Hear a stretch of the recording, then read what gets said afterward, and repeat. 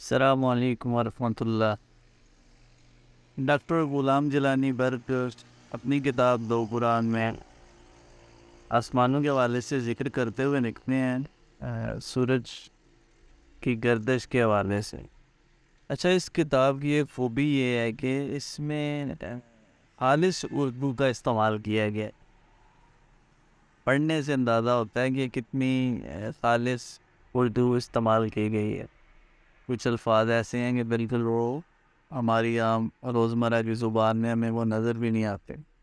خیر، لکھتے ہیں کہ سورج اپنے گرد گھومتا ہے۔ دوربین سے معلوم ہوا ہے کہ سورج میں چند داغ ہیں جن کا مقام بدلتا رہتا ہے۔ سورج ایک ماہ میں اپنا طواف مکمل کر لیتا ہے۔ 16ویں اور 21ویں تاریخ کو یہ داغ نظر نہیں آتا اور 26ویں کو پھر دکھائی دینے لگتا ہے۔ علماء مغرب کا یہ خیال ہے کہ سورج اپنی جگہ پر گھوم رہا ہے، لیکن قرآن حکیم اس نظریہ کو باطل ثابت کرتا ہے۔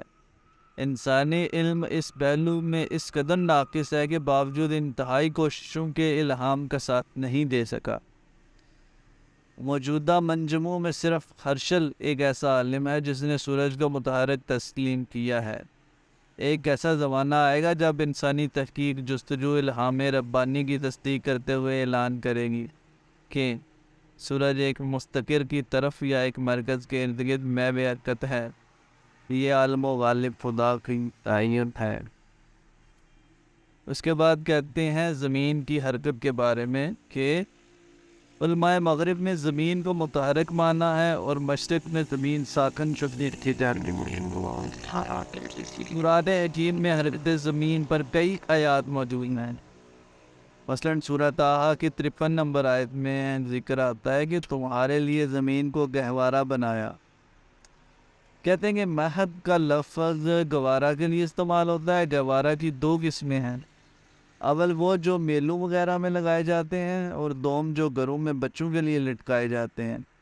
ہر دو قسم کے گہواروں میں حرکت موجود ہے۔ پھر آگے ذکر کرتے ہیں، حوالہ دیتے ہیں سورہ نحل کی آیت نمبر 15 کا کہ ہم نے زمین پر پہاڑ ڈال دیے کہ وہ تمہیں ساتھ لے کر بھاگ نہ جائے۔ زمین کی حرکت میں اعتدال و توازن پیدا کرنے کے لیے وزنی پہاڑ ڈالے گئے۔ اگر زمین ساکن ہوتی تو یہ بھاگنے کا سوال کیسے پیدا ہوتا؟ بھاگنے کا خوف اسی صورت میں ہو سکتا ہے کہ زمین کو متحرک تسلیم کیا جائے اور مانا جائے کہ یہ فضا کی مختلف گزرگاہوں سے ہوتی ہوئی آگے چلتی ہے۔ اگر وزن کم ہوتا تو ڈر تھا کہ کوئی ستارہ اسے اپنی طرف کھینچ لیتا اور زمین بھاگ کر دور نکل جاتی۔ پھر سورہ زمر کی 5 نمبر آیت میں بیان کیا گیا ہے کہ اللہ نے زمین و آسمان پیدا کیے، رات کو دن اور دن کو رات میں تبدیل کیا اور آفتاب و ماہتاب کو مسخر کیا۔ یہ تمام ایک معین میعاد تک محو حرکت رہیں گے۔ آگے چاند کا ذکر کرتے ہوئے لکھتے ہیں کہ چاند کا قطر 2160 میل اور زمین کا 7980 میل ہے۔ چاند زمین سے 13 گنا چھوٹا ہے۔ چاند تیز رفتاری سے زمین کے ارد گرد گھومتا ہے۔